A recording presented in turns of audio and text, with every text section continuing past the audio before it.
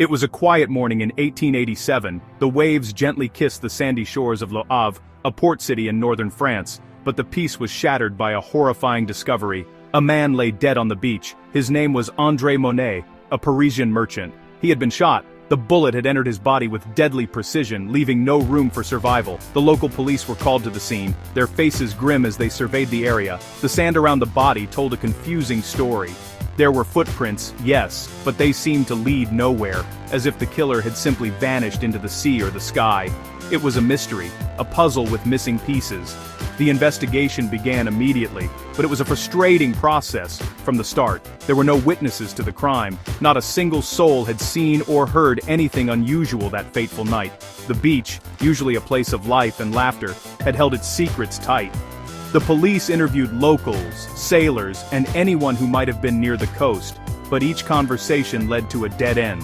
It was as if the murder had happened in a vacuum, completely isolated from the world around it. The pressure was mounting.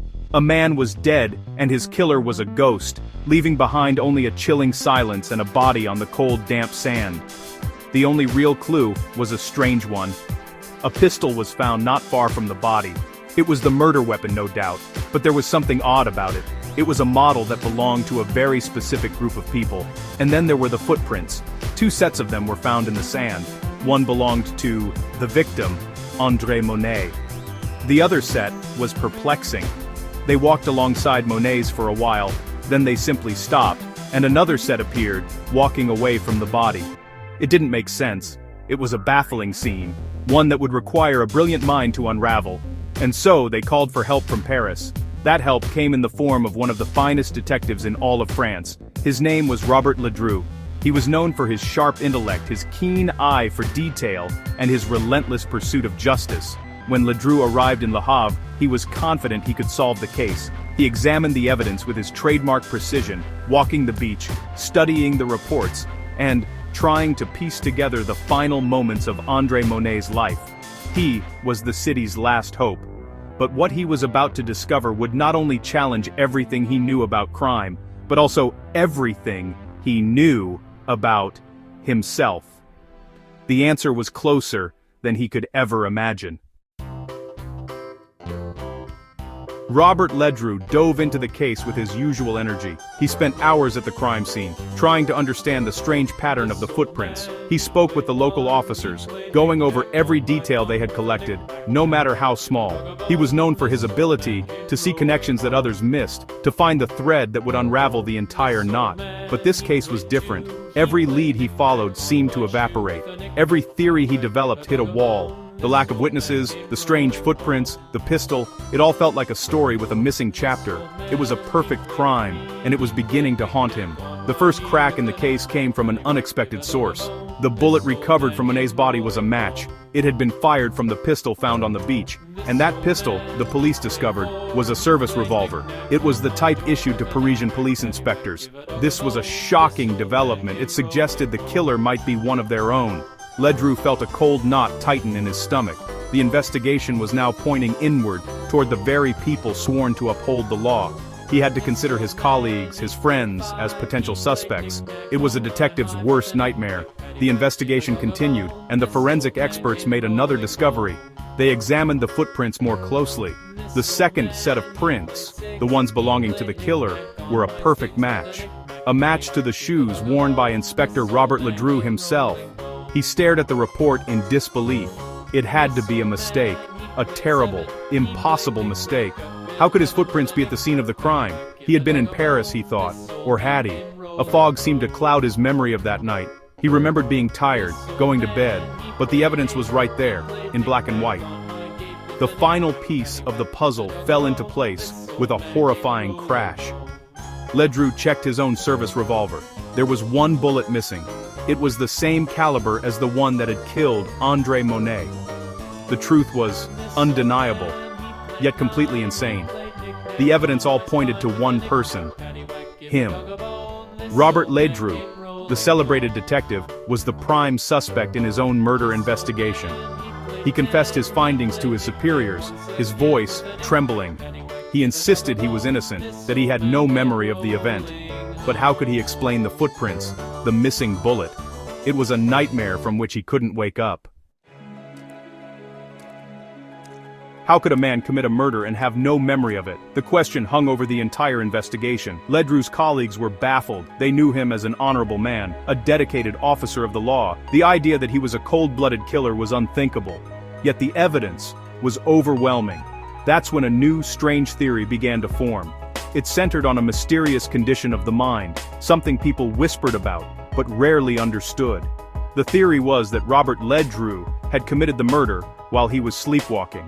It was a bizarre and unsettling possibility, but it was the only one that seemed to fit the facts. Sleepwalking, or somnambulism, is a fascinating and often misunderstood disorder. It occurs during the deepest stage of sleep, a phase where the body is supposed to be still. But for some, the brain sends signals to move, to walk, to perform complex actions, all while the person remains completely asleep. Their eyes might be open, giving them a glassy, vacant stare. They can navigate familiar environments, open doors, and even speak, but their conscious mind is not in control. Upon waking, they typically have no memory of their nighttime adventures, leaving them confused by misplaced objects or strange situations they find themselves in. Could a person really commit a violent crime, like murder, while in this state? This is the question that puzzled legal and medical experts at the time. Historically, there have been cases where people claim to have committed acts of violence while asleep. The legal defense is known as homicidal somnambulism. It suggests that the person is not criminally responsible because they were not conscious of their actions. They were acting like an automaton, their body moving without the guidance of their will or intent. For the courts, this presented a major challenge. How do you prove that someone was truly asleep and not just faking it to escape justice? For Robert Ledru, this theory was both a potential explanation and a terrifying thought. If it were true, it meant that a part of him, a hidden unconscious part, was capable of killing. He remembered having strange, vivid dreams that night. He dreamt he was stalking a shadowy figure on a beach, that he had a gun in his hand. He had dismissed it as just a nightmare, a product of a stressed mind. But now, he had to wonder, was it just a dream? Or was it a fragmented memory of something his body had actually done while his mind was lost in the depths of sleep? The line between dream and reality had blurred into a terrifying haze. The French authorities were faced with an unprecedented situation. They had a mountain of evidence pointing to a respected detective, who himself claimed to have no memory of the crime. The sleepwalking theory was the only logical explanation, but how could they possibly prove it? They couldn't simply take Ledru's word for it. They needed proof, something concrete that could be presented in a court of law. So, they devised a bold and unusual experiment. It was a plan straight out of a work of fiction, a final test to uncover the truth hidden deep within the detective's sleeping mind. It was a long shot, but it was the only one they had. The plan was simple, yet ingenious. They would attempt to recreate the conditions of the murder night. Robert Ledru agreed to participate. He was placed in a room, and his service revolver, loaded with blanks this time, was placed on a table next to his bed. A police officer chosen for his resemblance to the victim, André Monet, was instructed to wait outside. The other officers hid themselves, watching and waiting in the darkness. They wanted to see if, under the right circumstances, Ledru's sleeping mind would compel his body to act out the crime again. The tension in the room was thick enough to cut with a knife. As the night wore on, nothing happened. Ledru slept peacefully. The officers began to think the experiment was a failure. But then, deep into the night, it began. Ledru's eyes opened, but they were unfocused, glassy. He rose from the bed, moving with a stiff, robotic gait. He picked up the pistol from the table. His movements were slow, deliberate. He walked to the door, opened it, and stepped out into the hallway where the other officer was waiting. The hidden policemen held their breath. Ledru raised the pistol, his face a mask of emotionless concentration, and aimed it directly at the officer posing as Monet. He pulled the trigger. A loud bang from the blank cartridge echoed through the silent building. The officer playing the victim fell to the ground as planned. Ledru stood over him for a moment, then turned and walked calmly back to his room, placed the gun back on the table and climbed into bed. The next morning he woke up with no memory of the night's events. He was shocked when the officers told him what he had done. The experiment had worked. It was the proof they needed. It confirmed that Robert Ledru was capable of performing a complex, violent act in his sleep. The case was closed, and Ledru was acquitted, though his career as a detective was over.